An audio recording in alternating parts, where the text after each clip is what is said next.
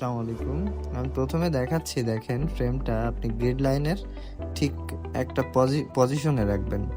তারপরে আপনি আপনার কালারটা আপনি আপনার নিজের মতন করে এখানে অ্যাডজাস্টমেন্ট করবেন। তারপরে স্যাচুরেশন আছে, অন্যান্য বিষয়গুলো আছে। তারপরে যে নয়েজটা আর কি রিডাকশন করা সবথেকে বেশি ইম্পর্টেন্ট। তারপরে রিমুভ ক্রোমেটিক অ্যাব্রিভিয়েশন দিলে আপনার সাইডে দেখেন কিছু ব্লার অংশ আছে, যেটা ইয়েলো, তারপরে কোনো কোনো সময় হচ্ছে আপনার ব্লু হয়ে যাচ্ছে। আমাদের এই জিনিসটা কমাইতে হবে ফটো থেকে, তাহলে ফটোটা আরো অ্যাস্থেটিক হবে। তো সেটার জন্য আমি কি করব, আমি ভিনটেজ অ্যাড করলাম এবং অন্যান্য বিষয়গুলো আমি এখানে ইমপ্লিমেন্ট করছি। আপনি দেখলে বুঝতে পারবেন। আসলে ভিডিওটা অনেক বড় হয়ে যাচ্ছে, দ্যাটস ওয়াই আর কি আমি একটু ছোট করার জন্য একটু ফাস্ট করে দিয়েছি বা ফাস্ট মুভ করছি। তারপরে আমি দেখব যে আমার এই ফ্রেমটার সাথে আমার কোন প্রোফাইলটা আর কি ম্যাচ করে, ঠিক আছে।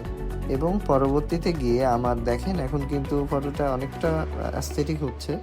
তা এখন এখানে যেটা সমস্যা দেখা গেছে সেটা হচ্ছে গাছের সাইডে একটা স্কাই কালার চলে আসছে। তো এই জিনিসটাকে আমার রিমুভ করতে হবে। এখন সেটা আমি কিভাবে করব, সেটাও সেম ওয়েতে আমি ব্ল্যাকের পার্সেন্টেজ কমাবো এবং আমি গ্রিনের পার্সেন্টেজ এবং স্যাচুরেশন কমাবো। তারপরে যে হচ্ছে হোয়াইট ব্যালেন্সটা কমাবো।